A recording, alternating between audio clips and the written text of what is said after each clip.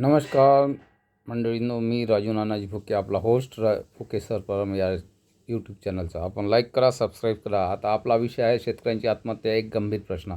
माझ्या सर्व शेतकरी बांधवांना आणि मान्यवर उपस्थितांनो, आज आपण इथे एक गंभीर वेदनादायक विषयावर बोलण्यासाठी एकत्र आलो आहोत. शेतकऱ्यांची आत्महत्या ही केवळ एका व्यक्तीची हानी नसून संपूर्ण समाजाची आणि देशाची मोठी शोकांतिका आहे. शेतकऱ्यांच्या आत्महत्येचे कारण काय?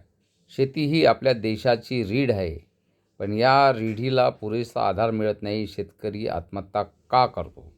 अवर्षण आणि अनियमित पाऊस, कर्जबाजारीपणा आणि वाढते व्याजदर, शेतीमालाला योग्य बाजारभावाचा अभाव, सरकारच्या समाधानकारक योजना आणि कर्जमाफीचे अपयश.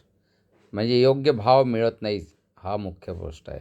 खत, बियाणे, औषधाच्या वाढत्या किमती, दुष्काळ आणि नापिकी, हे सर्व कारणे मिळून आपल्या कष्टकरी शेतकऱ्याला आर्थिक संकटात टाकतात. त्यातून सुटका मिळत नाही, म्हणून ते जीवन संपवण्याचा कठोर निर्णय घेतो. यावर उपाय काय? फक्त शोक व्यक्त करून प्रश्न सुटणार नाही. आज गरज आहे ती ठोस उपाययोजनेची. शेतीसाठी स्थिर आणि पुरेसा दर, हमीभाव सक्तीचा करावा, व्याजमुक्त कर्ज आणि कर्जमाफीचे स्पष्ट धोरण लागून चेपून नाही. त्यासाठी मी स्पष्ट म्हटलं आहे की किसान आयोग, पाण्याचे व्यवस्थापन आणि सिंचन योजना, दुष्काळ कायमस्वरूपी उपाय, सेंद्रिय आणि नैसर्गिक शेतीला प्रोत्साहन, उत्पादन खर्च कमी करण्यासाठी सरकारी मदतीत पारदर्शकता आणि शेतकऱ्यांपर्यंत थेट पोहोच, शेतकऱ्यांसाठी विशेष आर्थिक सल्लागार केंद्र स्थापन करणे. आपण काय करू शकतो? सरकारवर दबाव टाकण्यासाठी संघटित होण्याची गरज आहे.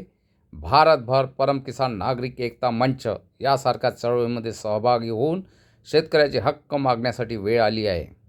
शेवटी एकच सांगतो, शेतकऱ्यांच्या आत्महत्या थांबायच्या असतील तर केवळ भावनिक भाषणं पुरेशी नाहीत, कृती हवी, धोरणं हवीत आणि सर्वसामान्य नागरिकांपर्यंत न्याय पोचण्याची गरज आहे. शेतकरी संपला तर देश जगणार नाही, ही जाणीव प्रत्येकाला व्हायला हवी.